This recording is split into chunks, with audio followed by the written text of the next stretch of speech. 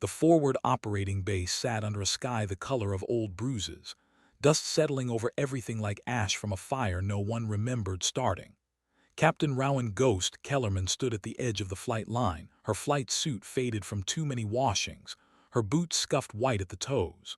She watched the younger pilots prepping their aircraft, their laughter carrying across the tarmac in sharp bursts that felt like small explosions. They didn't look at her. They never did anymore. Ghost had been flying close air support missions longer than most of them had been in the service, but time had a way of making legends invisible. She'd flown A-10 Thunderbolts through 3 deployments, brought back aircraft so shot up the maintenance crews said prayers over the airframes, but somewhere along the line she'd become part of the scenery. Just another relic gathering dust. The radio in ops had been crackling with static for the past 2 hours. Command kept trying to raise Viper 2-1, a patrol that had pushed too far into the valley where the mountains rose like broken teeth against the horizon. No response. Just that endless hiss of dead air that made everyone's shoulders tense, made conversations stop mid-sentence. Ghost knew that sound. She'd heard it before, years ago, when her wingman went down over Helmand, and she'd circled for 40 minutes listening to nothing but her own breathing, and the static that meant someone wasn't coming home. The ops officer, a major with a fresh combat action badge he wore like a medal, had already started making calls up the chain. They were talking about search and rescue, about response times, about acceptable losses. Ghost listened from the doorway, her jaw tight, her eyes tracking the mountains visible through the window.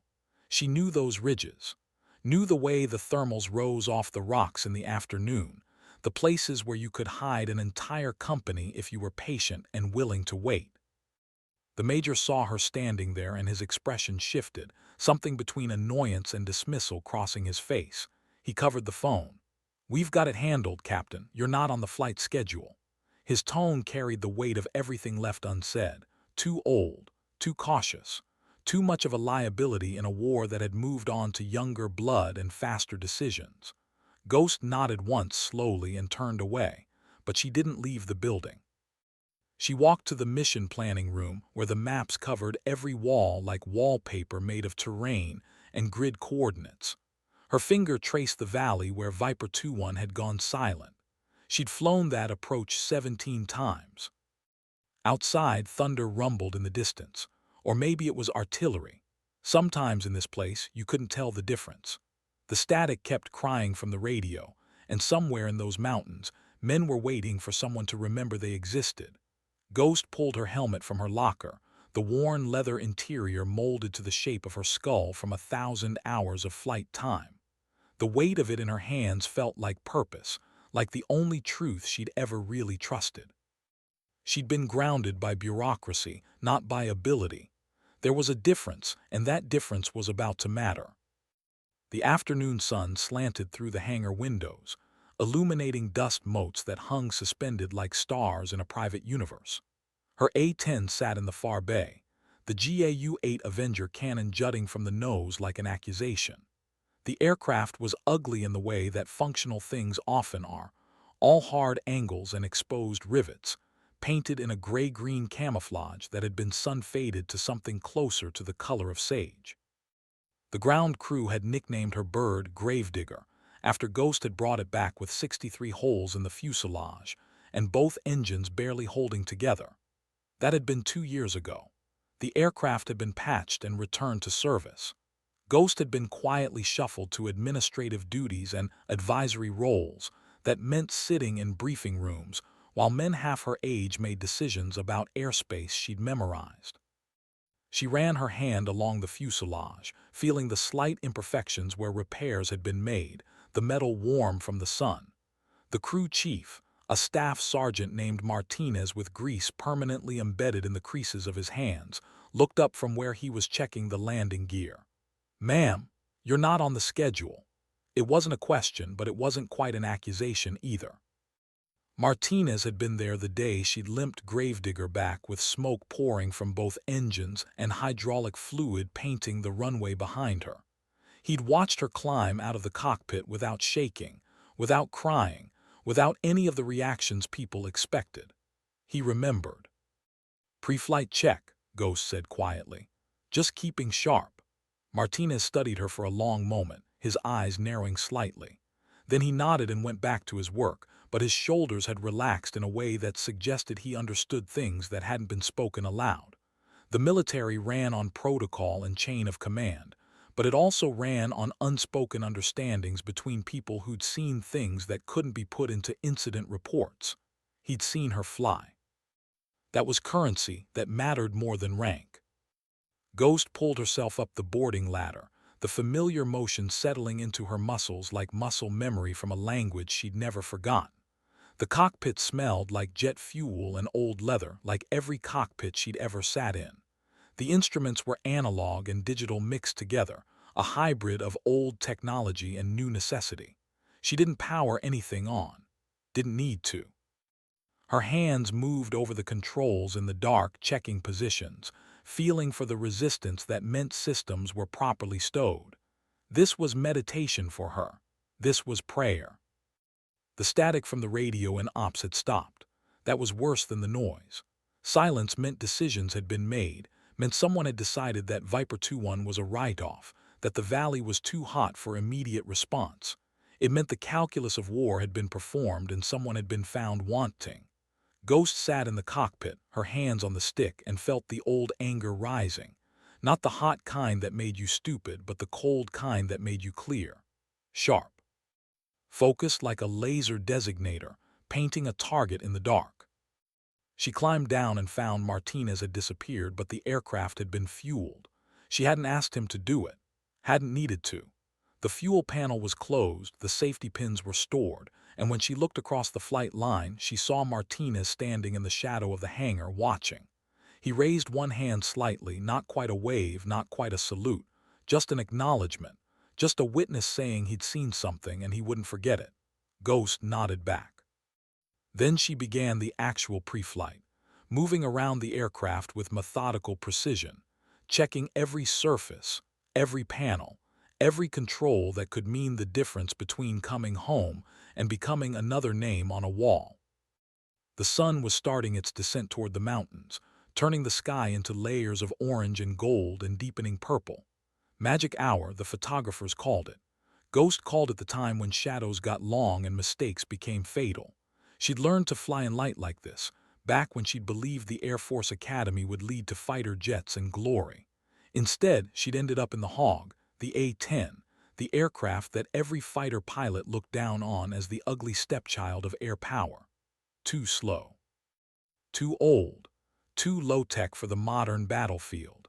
But Ghost had learned something in her years flying close air support. Fast wasn't always better. Sometimes you needed to be slow enough to see what you were shooting at. Sometimes you needed to be tough enough to take hits and keep flying. Sometimes you needed to be old enough to know when the book answer was the wrong answer. She pulled her survival vest from her locker, checked the radio, the flares, the knife that she'd carried through 3 deployments and sharpened so many times the blade had worn thin. The vest was heavy with gear, water, ammunition, first aid supplies, signal devices. Weight that could save your life or drag you down depending on how the day went. She strapped it on with the efficiency of long practice, adjusted the buckles, made sure nothing was loose enough to catch on the canopy frame. Then the G-suit, the harness, the parachute that she prayed every time she'd never have to use. The ritual of preparation was calming. It gave her hands something to do while her mind calculated distances and fuel consumption, and the 100 variables that went into flying into hostile territory without clearance, without support, without anything but her own skill and the 30mm cannon that could spit depleted uranium rounds at a rate that could saw a tank in half. The Major appeared at the hangar entrance, his silhouette backlit by the fading sun. "Captain Kellerman." His voice carried across the space, formal and tight. "You're not cleared for flight." Ghost turned slowly, her helmet tucked under one arm. She didn't salute, didn't need to. They both knew what was happening here, and military courtesy had become irrelevant the moment she decided to stop waiting for permission. "Viper 2-1 has been out of contact for 2 hours and 20 minutes, she said quietly. "They're in the valley. I know that valley. I can find them." The Major's jaw worked like he was chewing something bitter. "We have assets repositioning. The proper channels are being utilized. You are not authorized. They'll be dead by the time your proper channels get there." Ghost's voice didn't rise, didn't need to. The words landed like rounds on target, precise and devastating. "You know it. I know it. Everyone in Ops knows it. So you can either file paperwork on me afterward, or you can file paperwork on 12 men who died waiting for authorization."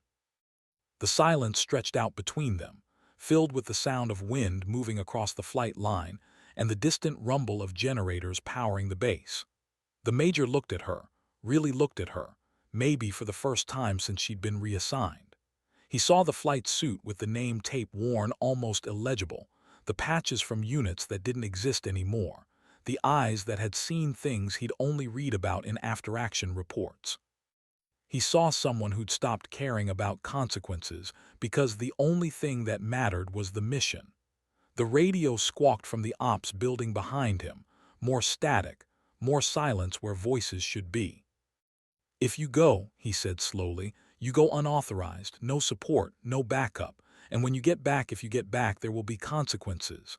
Ghost nodded once. "Understood." She turned toward her aircraft. The Major called after her, his voice rough. "Why?" She paused, looking back over her shoulder. "Because someone has to give a damn." Then she was walking, her boots hitting the tarmac in a steady rhythm that matched her heartbeat. Martinez appeared with the ladder, positioning it against the fuselage without a word. She climbed up, settled into the seat, began the start sequence. The engine spooled up with a rising whine that became a roar, the sound of 11,000 pounds of thrust preparing to push 42,000 pounds of aircraft into the sky.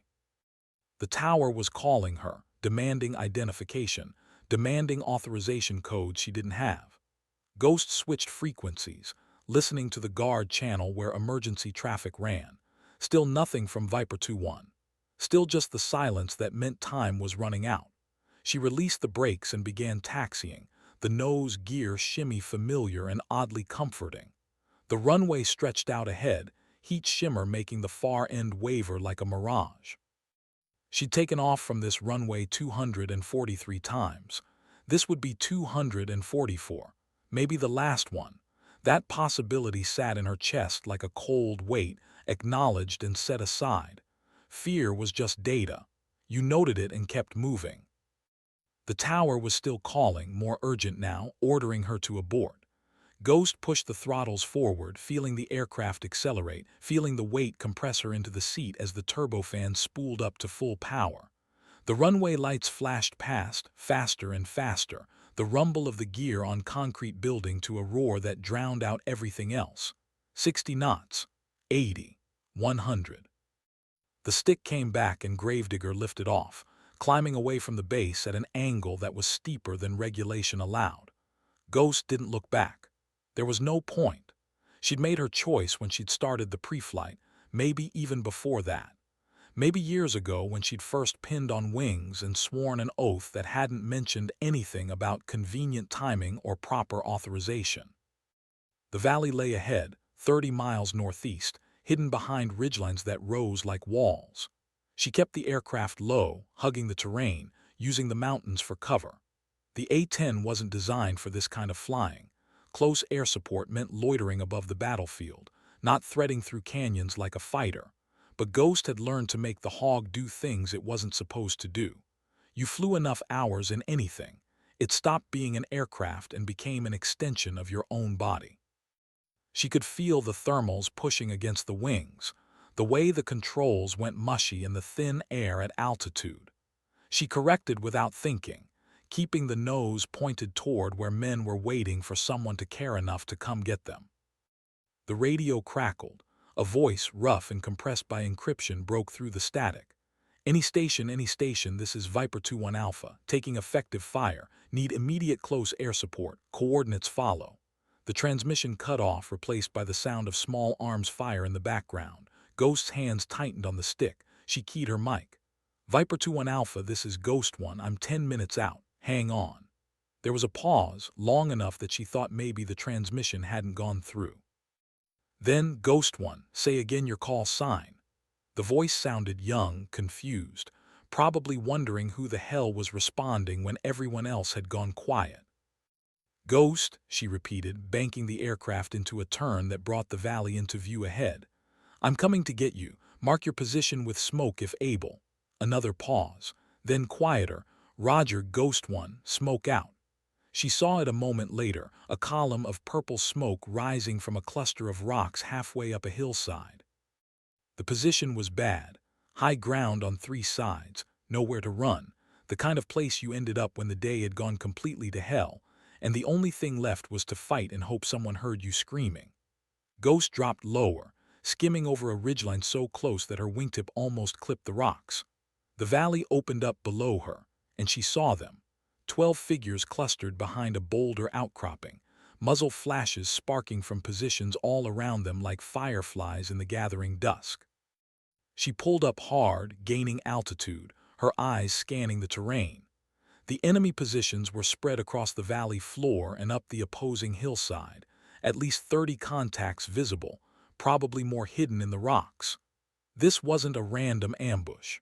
This was organized, well-planned, the kind of thing that happened when someone had been watching and waiting for the right moment to spring the trap. Ghost's mind ran the calculations automatically. Range, altitude, wind speed, the angle of attack that would bring her gun to bear without putting her in the envelope of whatever anti-aircraft weapons might be waiting. The A-10's armor could take small arms fire, could even survive hits from light anti-aircraft guns, but there were limits to what titanium plating could stop. She'd found those limits before. She knew exactly what it felt like when the aircraft got hit hard enough to matter. She keyed the mic. "Viper 2-1 Alpha, Ghost 1. I need you to pull back toward the base of that rock cluster.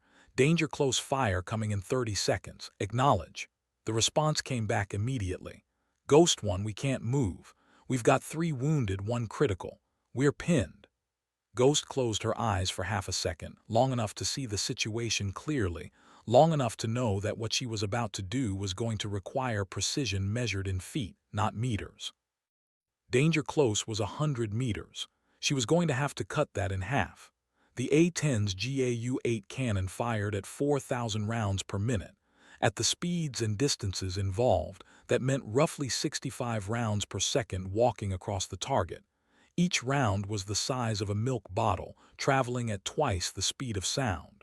Margin for error, 0. "Copy," she said, and rolled the aircraft into a dive that brought her nose down toward the valley floor at an angle that made the terrain fill the canopy like the world was rising to meet her. The targeting reticle came alive, the pipper tracking across her vision as she lined up on the enemy positions farthest from the friendly smoke. Her thumb found the trigger, and she thought about all the times she'd done this before, all the times she'd brought fire down on people who were trying to kill other people, the moral calculus that had stopped bothering her years ago. This was the job. This was the only thing she'd ever been really good at. The gun began to fire with a sound like the universe tearing itself apart. The whole aircraft shook, rattled by the recoil of the cannon that was so powerful the engineers had to build the plane around it. Depleted uranium rounds screamed downrange at velocities that turned them into spears of superheated metal. Ghost watched through the heads-up display as the rounds impacted, stitching across the hillside in a line of explosions and dust. She pulled up hard, the G-forces pushing her down into the seat, her vision tunneling at the edges.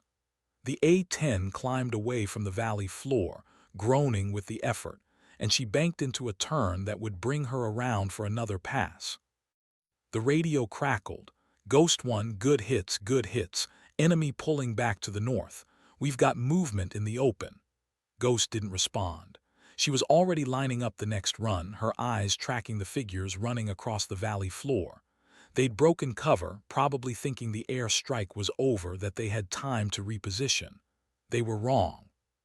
She dove again, lower this time, close enough that she could see individual people, see the weapons in their hands, see the moment they realized what was coming. The gun fired again, that same world-ending sound, and the running figures disappeared in clouds of dust and fire. When she pulled up this time, there was return fire, tracers rising from the hillside like angry red lines trying to write her name in the sky.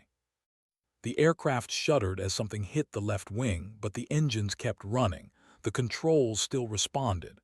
She climbed higher, gaining distance, buying time to assess.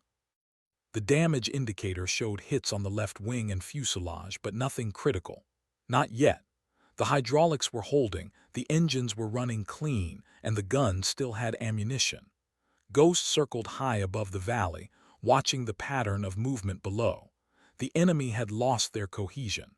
They were breaking contact, pulling back into the rocks and ridges where she couldn't follow without turning herself into a target. The purple smoke from the patrol's position was still visible, thinner now, dissipating in the wind. She keyed the mic. "Viper 2-1 Alpha, Ghost 1, can you move now?" There was a pause filled with the sound of heavy breathing and distant gunfire. Then, "Negative, still taking fire from the east ridge. We need that position suppressed or we're not going anywhere." Ghost banked toward the east ridge, her eyes scanning for the telltale signs of enemy positions. She found them, muzzle flashes sparking from a cluster of rocks about 200 meters above the patrol's position. The angle was wrong for a gun run. Too steep, too close to the friendlies. She'd have to come in nearly vertical to make it work, and that meant hanging the aircraft in the sky like a target at a shooting range. The A-10 wasn't designed for that kind of flying. Nothing was, really. But she'd seen worse odds. She'd survived worse odds. The difference between surviving and not surviving usually came down to whether you hesitated. Ghost didn't hesitate. She pulled the nose up, bleeding off airspeed, letting the aircraft climb almost to the point of stalling. At the apex of the climb, she rolled inverted and pulled through, pointing the nose straight down at the earth like a spear thrown from heaven. The targeting reticle danced across the rocks, unstable, moving as the aircraft fell. She corrected with tiny movements of the stick, feeling the controls go soft in the thin air. The ground rushed up at her with the kind of speed that triggered every survival instinct evolution had ever built into human beings. Her thumb found the trigger. The gun fired. The aircraft shook so hard her vision blurred, and then she was pulling back on the stick with both hands, hauling the nose up with every ounce of strength she had. The A-10 bottomed out of the dive barely 50 feet above the valley floor, so low that she could see the expressions on the faces of the men hiding in the rocks below. The radio erupted with voices. "Holy shit, did you see that?" She nearly hit the ground, East Ridges gone, completely suppressed. Ghost ignored them, focusing on keeping the aircraft level, feeling the way the controls were responding just slightly slower than they should. She'd taken more hits on that last pass.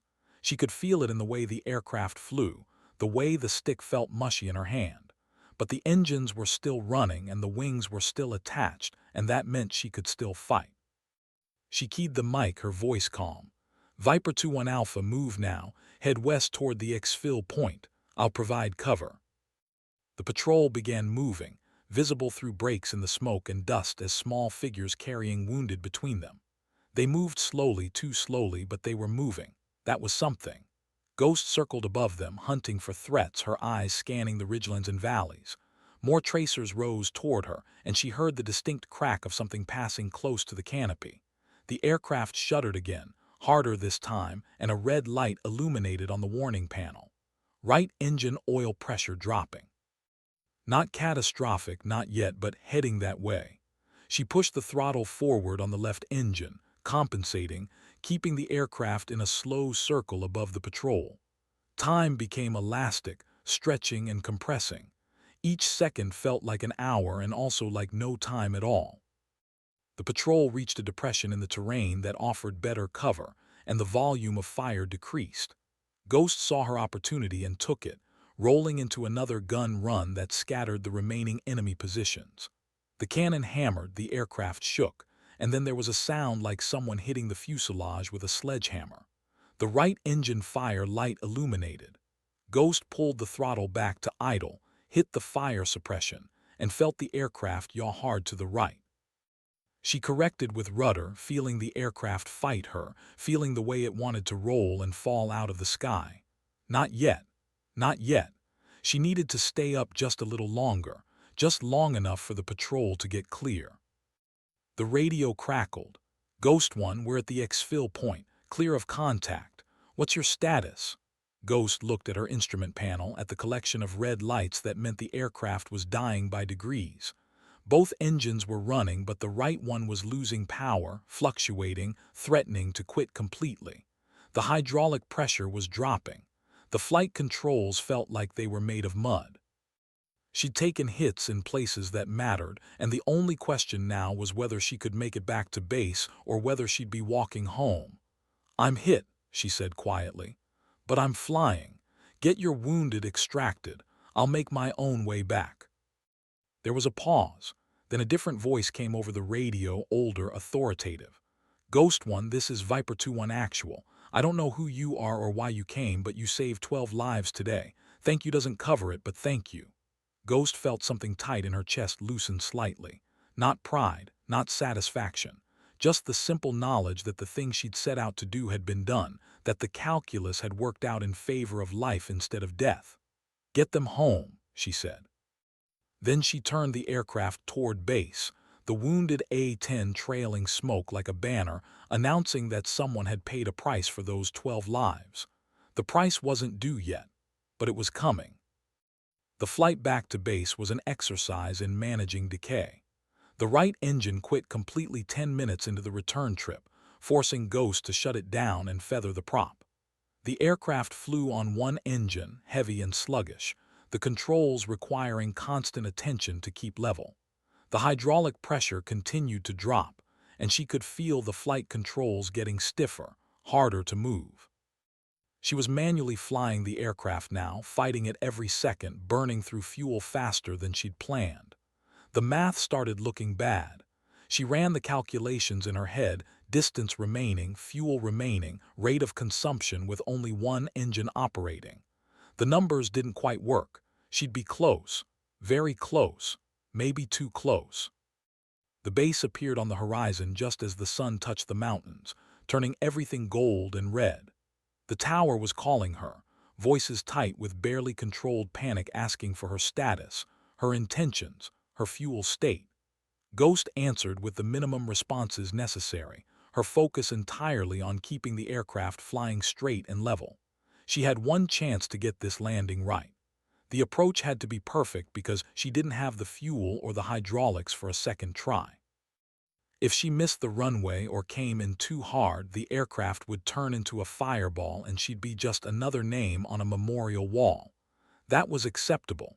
She'd made peace with that possibility years ago, but she preferred to walk away. She still had things to do.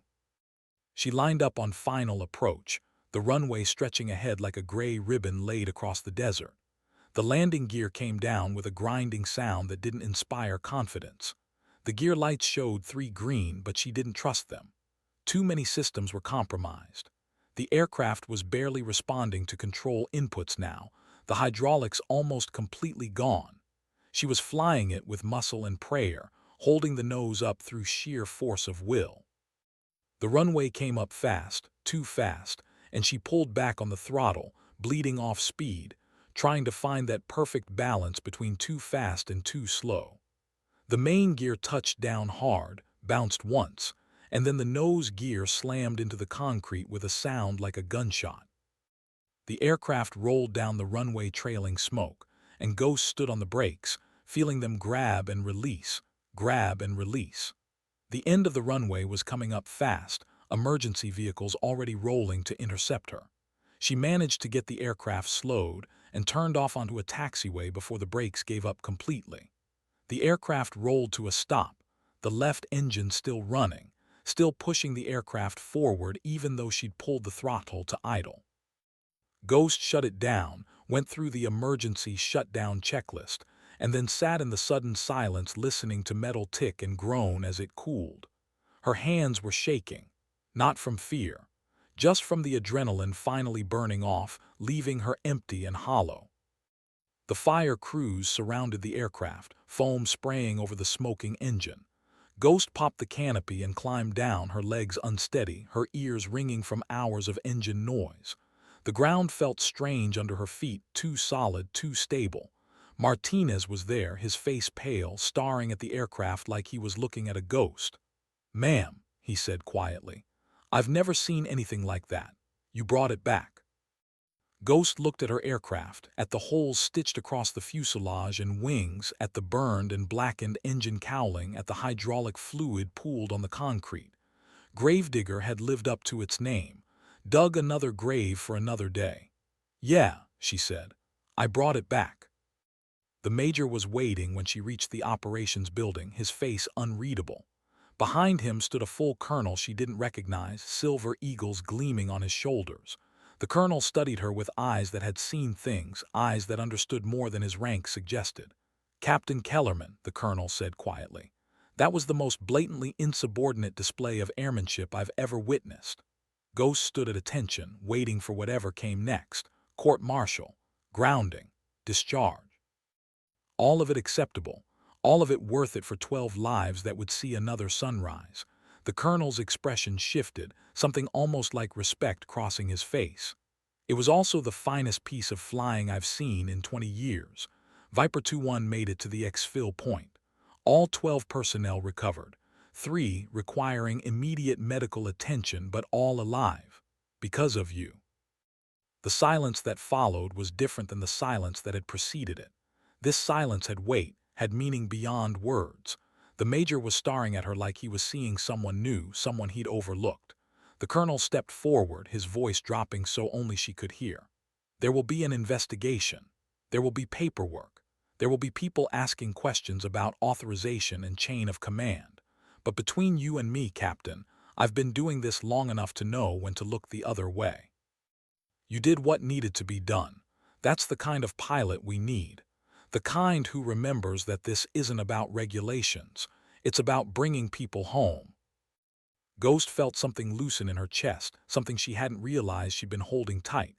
Not relief, not vindication, just the simple acknowledgement that someone understood, that someone saw beyond the paperwork and the politics to the thing that actually mattered. She nodded once, unable to trust her voice. The colonel returned the nod and walked away, leaving her standing with the major. The major looked at her for a long moment, then extended his hand. "I was wrong," he said simply. "About you, about what matters, I'm sorry." Ghost shook his hand, feeling the calluses that came from desk work rather than stick time. He meant it. That was enough. The story spread through the base like wildfire, carried on the whispered conversations of maintainers and ops personnel and pilots who'd heard the radio traffic and understood what it meant.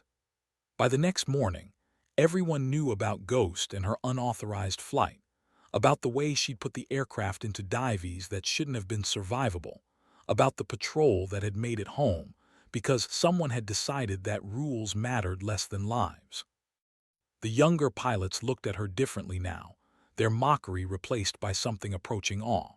They'd learned something about flying that wasn't in any manual, that aircraft were just metal and fuel until someone with skill and courage made them into something more. That the difference between success and failure often came down to whether you were willing to pay the price that success demanded. Ghost found herself back on the flight schedule 2 days later, her name appearing on the board alongside pilots half her age. The notation was simple: available for close air support missions. Priority authorization approved.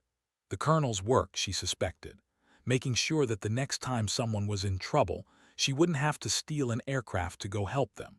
She stood in front of the board, reading her name over and over, feeling something like peace settle over her. This was what she'd been fighting for all along.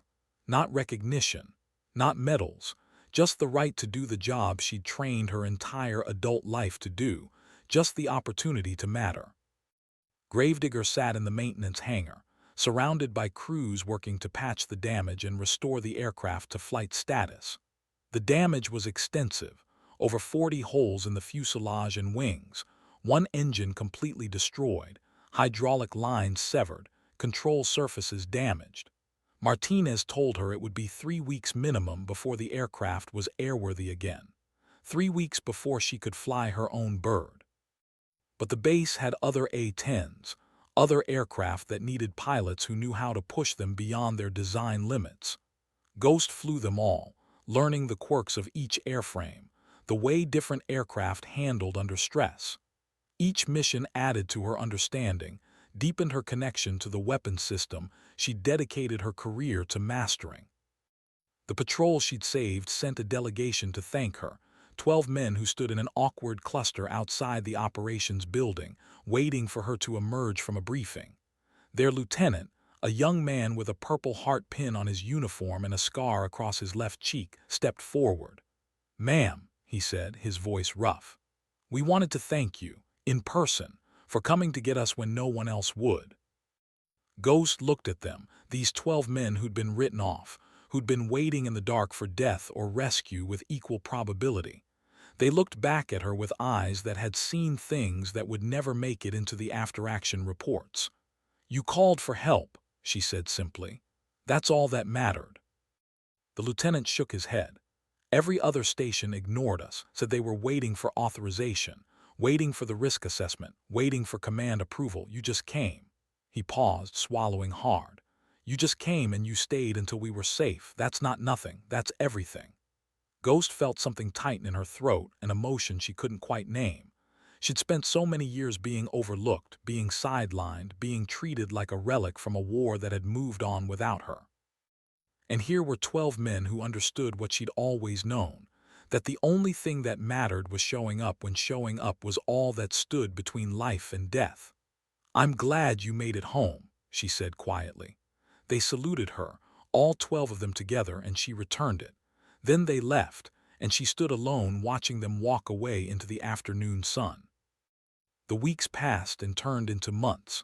Ghost flew mission after mission, building a reputation that spread beyond the base, beyond the theater, into the wider military community. Pilots in other squadrons started asking about her, about the woman who'd flown unauthorized into hostile territory and brought everyone home. Stories accumulated. The time she'd stayed on station for 4 hours past bingo fuel to support a convoy under fire. The mission where she destroyed an enemy technical that had gotten too close to a fire base, making the shot from a dive so steep that the aircraft nearly didn't recover. The day she'd talked a wounded pilot through an emergency landing, her voice calm and steady over the radio while his aircraft was literally falling apart around him. Each story added to the legend, built the myth of Ghost into something larger than any one person could be. But Ghost didn't pay attention to the stories. She flew her missions, did her job, went back to her quarters and slept the dreamless sleep of the exhausted. The only thing that changed was the way people looked at her, no longer with dismissal or condescension, but with respect and something approaching reverence. The younger pilots sought her out for advice, for lessons, for stories about how to survive in a world that didn't care about your good intentions. She taught them what she could, passed on the knowledge that had been earned in blood and fear and nights spent wondering if tomorrow would be the day when luck finally ran out. She taught them that aircraft were just machines until you made them into something more through skill and courage, and the willingness to pay whatever price was asked. Gravedigger returned to service, the repairs completed, the aircraft restored to flight status. Ghost climbed into the cockpit on a morning that was clear and cold, the sky the color of steel. The aircraft felt familiar and strange at the same time, like putting on old boots that had been resoled. The shape was the same, but something fundamental had changed. Or maybe she had changed, and the aircraft was just reflecting that back to her. She ran through the pre-flight checks, started the engines, taxied to the runway. The takeoff was smooth, the aircraft climbing into the morning sky with a power that felt like freedom. She leveled off at altitude and turned toward the training range, where targets waited to be destroyed and skills waited to be maintained. But before she headed that way, she made a detour, swinging north toward the valley where it had all happened. The valley looked different in the clear morning light, still dangerous, still hostile, but somehow less threatening than it had been that day. She circled over the spot where the patrol had made their stand, over the ridgelines where enemy fighters had waited in ambush. From up here, it looked like any other piece of terrain, just rocks and sand and scrub brush. No indication of what had happened, no memorial to mark the place where 12 men had almost died, and one woman had decided that almost wasn't good enough. Ghost completed her circle and turned back toward the base, the morning sun warming the canopy, the aircraft responding to her commands with the precision that came from thousands of hours of practice. This was what she'd been born to do, not the killing, not even the rescuing, but the flying itself, the act of taking a machine made of metal and fuel and making it dance across the sky like it was alive. Back at base, she landed and taxied to the flight line, where Martinez waited with his crew. They swarmed over Gravedigger, checking systems, refueling, preparing the aircraft for the next mission. Ghost climbed down and stood watching them work, feeling the satisfaction that came from being part of something larger than herself. The military was a flawed institution, filled with politics and bureaucracy, and people who made decisions for the wrong reasons. But it was also filled with people like Martinez and the patrol she'd saved and the colonel who'd looked the other way. People who understood that at its core, the mission was simple: take care of each other. Bring everyone home. Don't leave people behind. Everything else was just noise. The colonel appeared beside her, his presence announced by the jingle of coins in his pocket. He watched the maintenance crew work for a moment before speaking. "I'm putting you in for a medal," he said quietly. "Probably won't get approved. Too many questions about authorization and chain of command, but it's going in the record that you saved those men. That matters." Ghost shook her head. "Don't need a medal, just need to keep flying." The colonel smiled slightly. "That's why you deserve one. Because you don't care about recognition. You care about the mission." He paused, then added, "I'm also recommending you for a training position. We need pilots like you teaching the next generation. Need them to understand that flying isn't just about following procedures. It's about knowing when to break them." The training position materialized 2 months later, an assignment to the Weapons Instructor course, where the Air Force sent its best pilots to learn how to be better and then teach others. Ghost accepted it without hesitation, understanding that this was both an honor and a responsibility. She'd spent years being overlooked, and now she was being asked to shape the future of close air support doctrine. The irony wasn't lost on her. She packed her gear, said goodbye to the pilots and crews who'd become something like family, and transferred to the schoolhouse. The work was different: more classroom time, more emphasis on theory and tactics, less time actually strapping into the cockpit. But it was important work, maybe more important than the flying itself.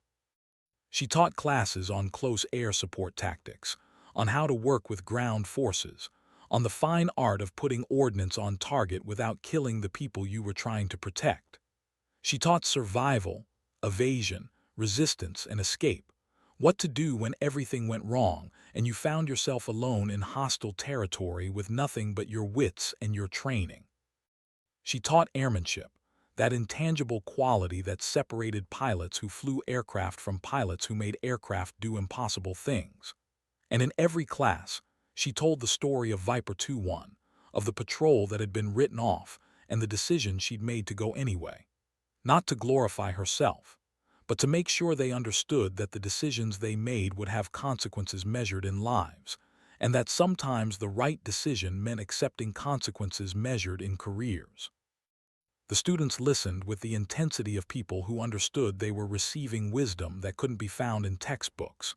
They asked questions about the dive angles she'd used, about how she'd managed the damaged aircraft, about what she'd been thinking when she decided to take off without authorization. Ghost answered as honestly as she could, stripping away any pretense of glory or heroism. She told them about the fear, about the calculations that had kept her focused, about the moment when the aircraft had been hit and she'd had to decide whether to abort or keep fighting. She told them that being a pilot wasn't about being fearless. It was about being afraid and doing the job anyway. It was about understanding that the aircraft was a tool, and you were the one who decided how that tool would be used. Years passed. Ghost aged into the role of elder stateswoman, the senior pilot who'd seen everything and survived to tell about it. Her flight suit acquired more patches, more insignia, more evidence of a career that had outlasted the predictions of everyone who'd written her off. She'd gone from being overlooked to being legendary, and the transition had happened so gradually that she'd barely noticed. What she noticed was the young pilots who sought her out for advice, who asked her to sign their logbooks, who looked at her with eyes that said they understood she represented something important. She was proof that longevity mattered, that experience had value, that the institutional knowledge accumulated over thousands of hours of flight time couldn't be replicated by faster aircraft or better technology. She was proof that sometimes the old ways were the right ways. On a morning that was unremarkable in every way except that it was her last morning in uniform, Ghost stood on the flight line watching the sunrise paint the aircraft in shades of gold and red. She was retiring. 30 years of service, 25 of them flying the A-10, countless missions in multiple theaters.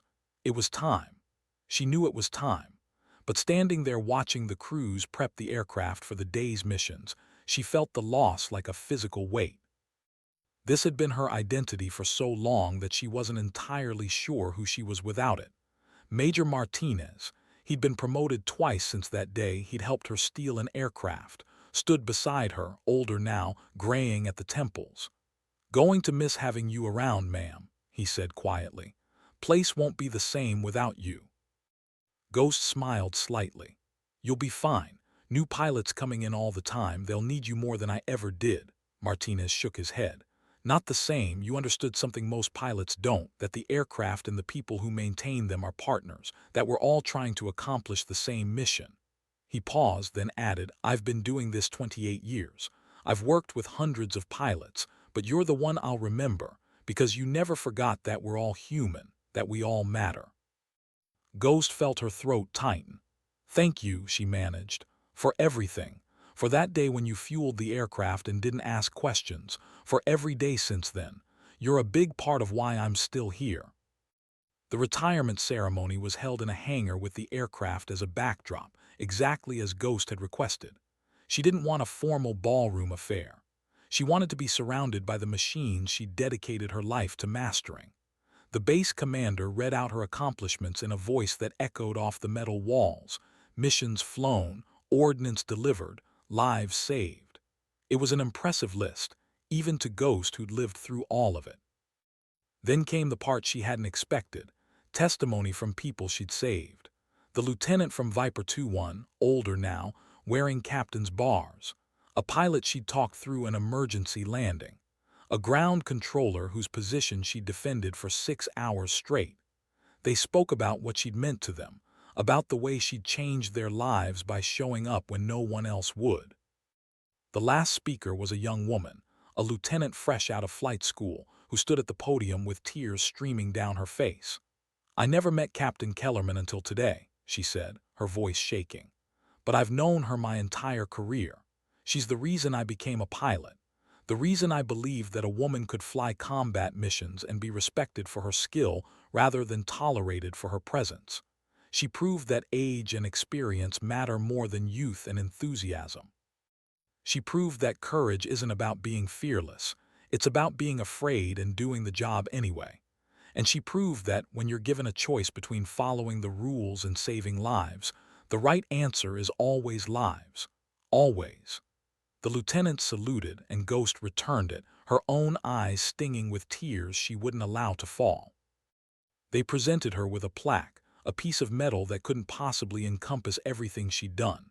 But what struck her was the second gift: a painting of Gravedigger in flight, smoke trailing from the engines, the valley stretched out below.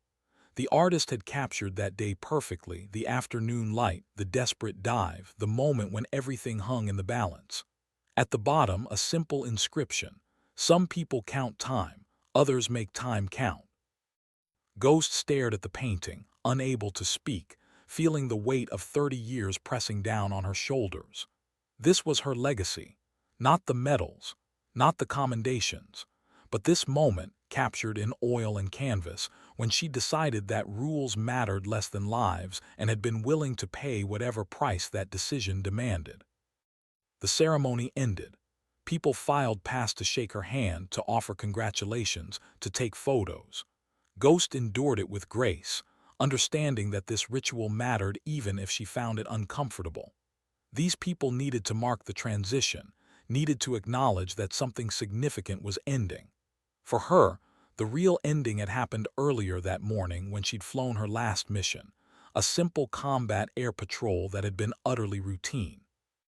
She'd landed, shut down the aircraft, and sat in the cockpit for 10 minutes, her hands on the controls, memorizing the feel of everything one last time. That had been her goodbye. Everything else was just theater for people who needed theater.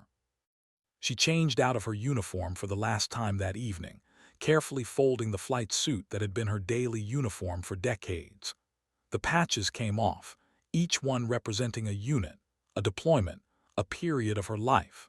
She placed them in a box along with her wings, her rank insignia, the small accumulated pieces of metal and cloth that had marked her as a military aviator. Tomorrow she'd wake up as a civilian. Tomorrow she'd have to figure out who Ghost Kellerman was when she wasn't Captain Kellerman. The prospect was both terrifying and liberating.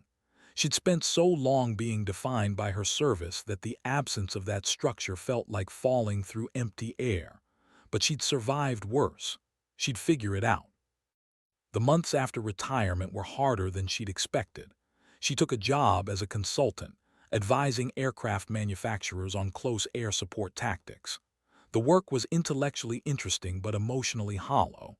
She wasn't flying, wasn't making decisions that mattered, wasn't part of the community that had defined her for so long.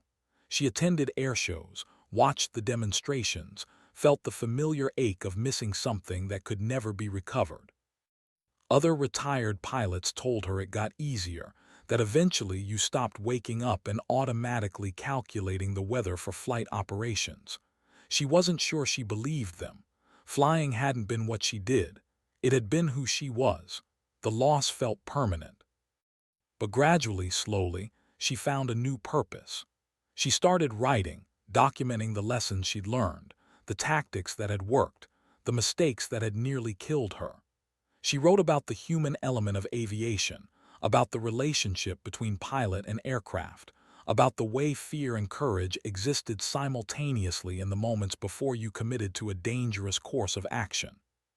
Her writing found an audience, young pilots preparing for their first deployments, instructors looking for better ways to teach old lessons, historians documenting the evolution of close air support doctrine.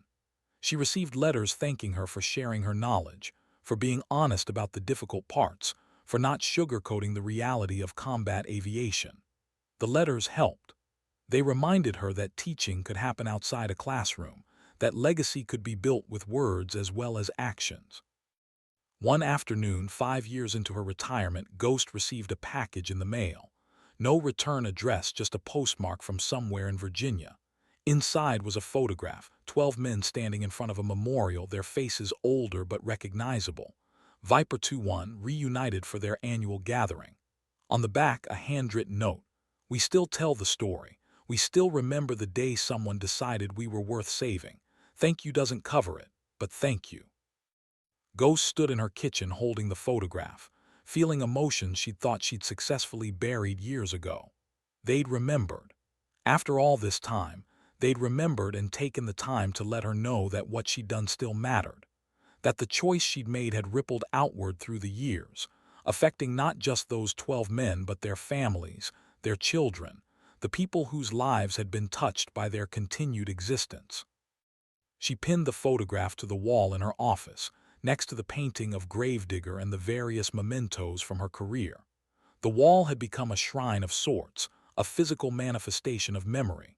She'd resisted creating it at first, worried that it meant she was living in the past, but she'd come to understand that remembering wasn't the same as being trapped. The past had shaped her, had made her who she was, and honoring that wasn't weakness. It was acknowledgement. It was the recognition that the things we do ripple outward in ways we can't always predict or measure, that the choice to act or not act has consequences that extend far beyond the immediate moment. Ghost continued writing, continued consulting, continued living a life that was different from but not lesser than the life she'd known in uniform. She mentored young pilots, offering advice through email and video calls, helping them navigate the early stages of their careers.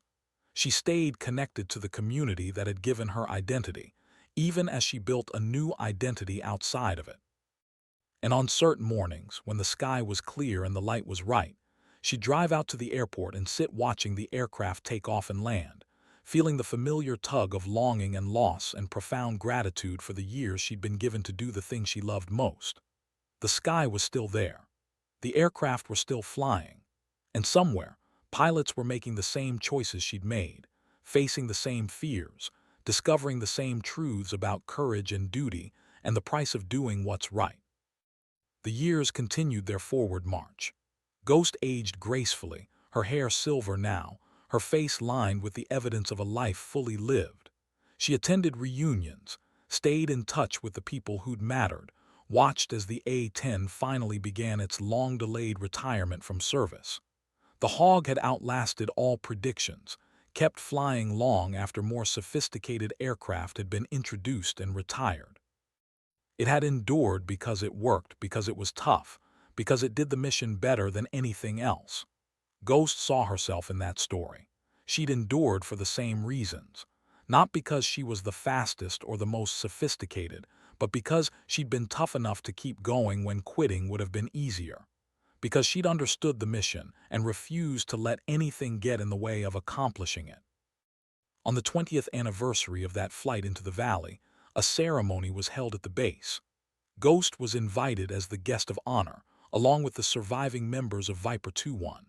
They stood together on the flight line, older now, grayer, carrying the weight of years and experience and the memories of that day when everything had hung in the balance. A memorial was unveiled, a bronze statue of an A-10 in a dive, the plaque beneath it reading simply, "Courage is not the absence of fear. It is the decision that something else matters more." Ghost stood looking at the memorial, at this permanent reminder of a day that had seemed unremarkable at the time, and felt the full weight of her legacy settling over her shoulders. The lieutenant from Viper 2-1, now a lieutenant colonel with his own command, spoke at the ceremony. He talked about the day they'd been trapped, about the sound of the radio going silent, about the purple smoke and the growing certainty that they'd been forgotten. Then he talked about the moment when a new voice had broken through the static, calm and certain, promising help was coming. "We didn't know who Ghost was," he said. "Didn't know her reputation or her history. All we knew was that someone had heard us and someone was coming. And then we watched an A-10 make dives that shouldn't have been possible, put rounds on target with precision that saved our lives, and stay on station even after taking hits that would have sent most pilots running for home. Ghost didn't just save our lives that day. She taught us what courage actually looks like. Not reckless, not foolhardy, but calculated and determined and unwilling to accept that some people aren't worth the risk." Ghost shook hands with all 12 men, the survivors whose existence was the proof that her decision had been the right one. They were older now, many of them retired, all of them carrying the invisible wounds that came from combat. But they were alive. They'd had 20 more years of life because someone had decided to ignore the rules and do what needed to be done. 20 years of marriages and children and quiet mornings and all the small moments that accumulated into a life. That was the legacy. Not the medals or the memorials or the stories, but the continued existence of these 12 men and everyone whose lives they'd touched.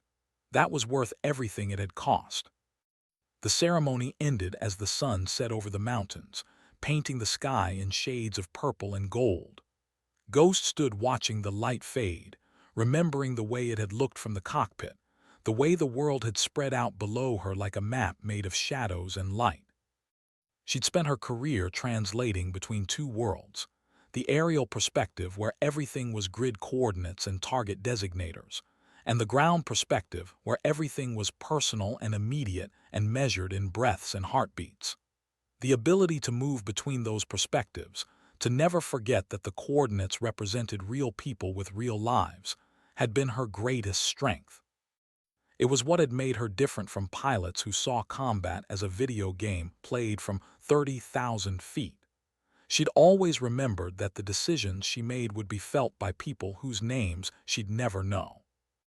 As Ghost drove away from the base for what might be the last time, She looked in the rearview mirror and saw the memorial silhouetted against the darkening sky.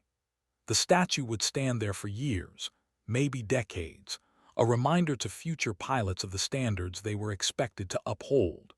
It would tell them that flying was more than technical skill, that courage was more than absence of fear, that the mission was more than accomplishing objectives. It would tell them that sometimes the most important thing you could do was show up when everyone else had decided that showing up was too risky, too complicated, too far outside the boundaries of acceptable risk. It would tell them that rules existed for good reasons, but that sometimes good reasons had to be weighed against lives. And it would tell them that the best pilots were the ones who never forgot that their actions had consequences measured in the continued existence of people who would never be able to thank them. Ghost returned home to her small house with its view of the mountains, the same mountains she'd flown over so many times.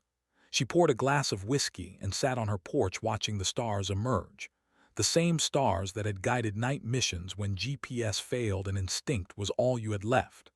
The weight of 30 years of service and 20 years of retirement pressed down on her, but it was a good weight, the weight of a life well lived and choices made with clear eyes and steady hands. She'd been given a gift, the ability to fly, the training to excel, the opportunity to matter. And she'd taken that gift and used it exactly as it was meant to be used, to protect people who couldn't protect themselves, to stand between the darkness and the light, to make the world slightly less dangerous for people who were just trying to survive another day. The phone rang, interrupting her meditation. She answered to find a young voice on the other end, nervous and excited. "Ma'am, this is Lieutenant Jennifer Kowalski. I'm a new A-10 pilot stationed overseas. I just wanted to call and tell you that your story got me through flight school. When things got hard, when I wasn't sure I could hack it, I remembered reading about the valley and the unauthorized flight and the choice you made. I remembered that courage isn't about being perfect. It's about being willing to try when trying is all that's left. So, thank you for showing me what it means to be a pilot, for proving that women can excel in this field if we're just given the chance, for everything." Ghost listened to the young pilot's words, feeling the mantle of legacy settle more firmly around her shoulders. "Lieutenant," Ghost said quietly, "you don't need to thank me. You earned your wings. You put in the work. All I did was prove it was possible. You're the one making it real." They talked for another 10 minutes, Ghost offering advice about the transition to operational flying, about how to handle the pressure, about the importance of trusting your training even when everything felt chaotic. When the call ended, Ghost sat looking at her phone, at this device that connected her to a younger generation of pilots who were carrying forward the tradition she'd helped build. This was the true legacy, not memorials or medals, but the continued existence of pilots who understood that flying was both art and science, both skill and courage, both individual excellence and collective responsibility. The years would continue to pass. Ghost would age, would eventually reach the point where even memories began to fade, where the sharpness of recall dulled into impressions and feelings without concrete details. But the stories would remain. The lieutenant from Viper 2-1 would tell his grandchildren about the day a woman pilot saved his life. The young pilots she'd mentored would pass on the lessons to their students. The statue would stand on the flight line, bronze slowly oxidizing to green, a permanent reminder of a moment that had mattered. And somewhere, on quiet mornings when the light was right, pilots would look at their aircraft and remember that these machines were more than metal and fuel. They were instruments of will, tools that could be used for destruction or protection depending on the character of the person in the cockpit. They were the physical manifestation of human courage, human skill, human determination to make the world slightly better than they'd found it. Ghost finished her whiskey and stood, her joints protesting slightly. She was 70 now, older than she'd ever imagined she'd be when she'd first climbed into a cockpit at 22. She'd outlived predictions, outlived skeptics, outlived the doubts that had said a woman couldn't hack it in combat aviation. She'd done more than survive. She'd excelled. And she'd done it by refusing to accept that rules were more important than lives, that authorization was more important than action, that careful career management was more important than doing what was right when doing what was right came with consequences. She walked inside, past the wall of memories, past the painting of Gravedigger in its desperate dive, past the photograph of 12 men who'd been given 20 extra years of life. She'd lived well. She'd flown well. She'd mattered. In the end, that was enough. The radio had cried static for hours until her A-10 returned with smoke trailing behind. But it had returned. She had returned. And the lives she'd saved had rippled outward through the years, touching people she'd never meet, creating futures that wouldn't have existed without her choice to act. That was the truth of service, the reality that never made it into the official histories, that the most important things we do are often the small moments of courage when we decide that someone else's life matters more than our comfort, our safety, our career.